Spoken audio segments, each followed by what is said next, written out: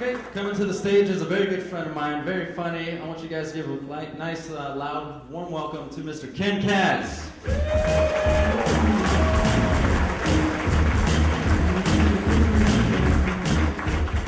Thank you very much.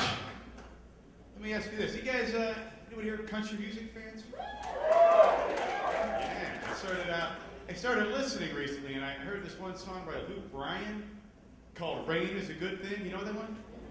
Okay. It goes like this. It goes, rain makes corn. Corn makes whiskey. And that is exactly how it sounds, by the way. It's a spot-on impersonation right there. But it goes, rain makes corn. Corn makes whiskey. Whiskey makes my baby feel a little frisky. Whiskey makes your baby feel a little frisky. You ever see a woman that's putting down a lot of whiskey? Because I wouldn't describe her as frisky.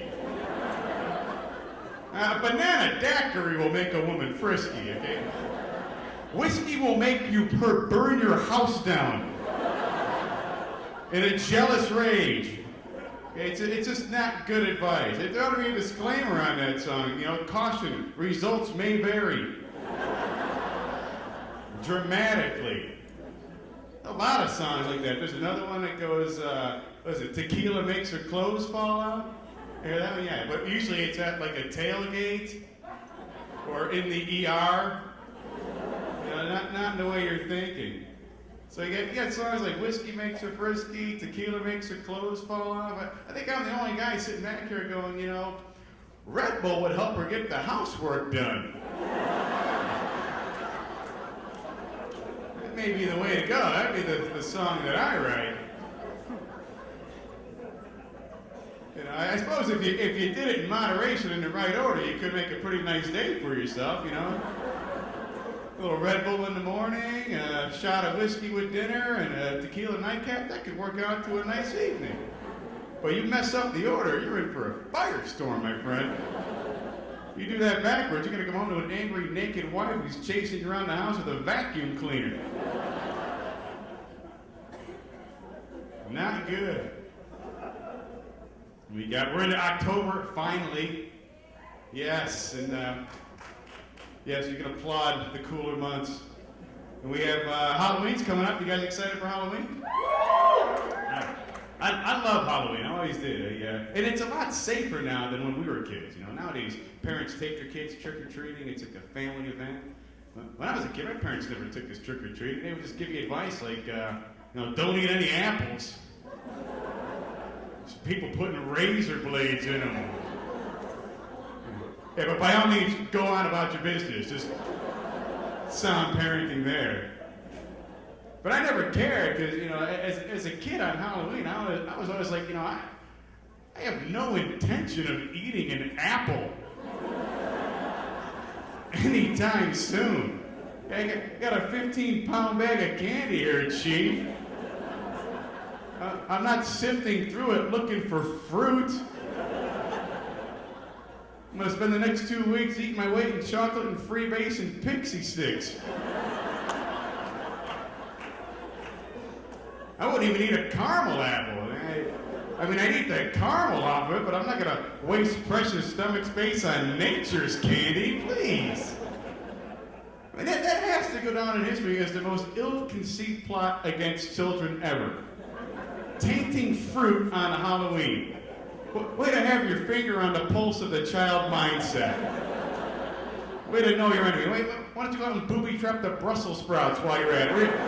Really hit them where they live. I always wondered why there was no other holiday ever got sabotaged in that manner. And I always wondered that, you know what I mean? Because you never heard anybody going, you know, hey, don't eat any Easter eggs. Putting razor blades in them. You know, or stay away from the groundhogs. Chuck full of razor blades. No, and you know why? Because there never was a razor blade in an apple. That never happened. It was a made-up story our parents told us that they could filter through our candy at the end of the night and take out what they wanted. Remember your dad doing that? I was like, oh, bring the candy. We got to inspect it. Inspect the candy. Let's have a look-see here. I don't like the look of that Snicker bar. Let's see here. Nah, it's got asbestos in it. No, you can't have that.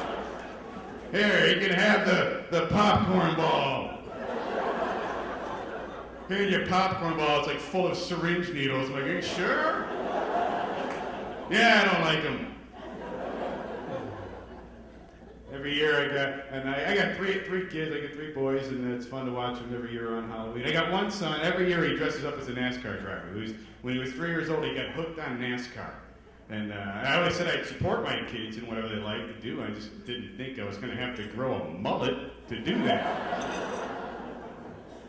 But he got hooked on NASCAR, and what was neat about it is NASCAR actually got my kid excited about reading. Because he was getting into kindergarten and still wasn't reading. And so I started getting him books on NASCAR and racing, and he started reading. And he got into 1st grade. He starts coming home with math flashcards. Remember math flashcards? And I started doing math flashcards with him, but instead of giving me the numbers, he starts giving me the names of the drivers. No kidding. I go, hold on up. I go, what's 6 plus 9? He goes, Greg Biffle. Are you sure? Is that right? I go, what's 6 plus 3? He goes, Casey Kane. I go, what's the square root of Casey Kane? He goes, Dale Earnhardt. All right, man, we're done. Go play. What he did, when he got into it, like I said, it's 3 years ago, when he got into it, his favorite driver was Casey Kane, who at the time drove the number 9 Budweiser car. And which for me as a parent was a little embarrassing because I'd take my kid to grocery stores and there'd be like a big Budweiser display, and as soon as we get in, he'd go, Dad, look, Budweiser. I love Budweiser. I'd say that out loud. And everybody turn and look at the bad dad who apparently gives his kid Budweiser. And I have to explain to people why he likes Budweiser. After a while, I got sick of explaining it, so I just started playing into their assumptions. And I'd say things like Budweiser, boy, you won't drink Pabst Blue Ribbon in my house and like it. Budweiser, I catch you at Budweiser, I'll take your cigarettes away for 2 weeks. Hey, thanks, folks. My name is Ken Cash.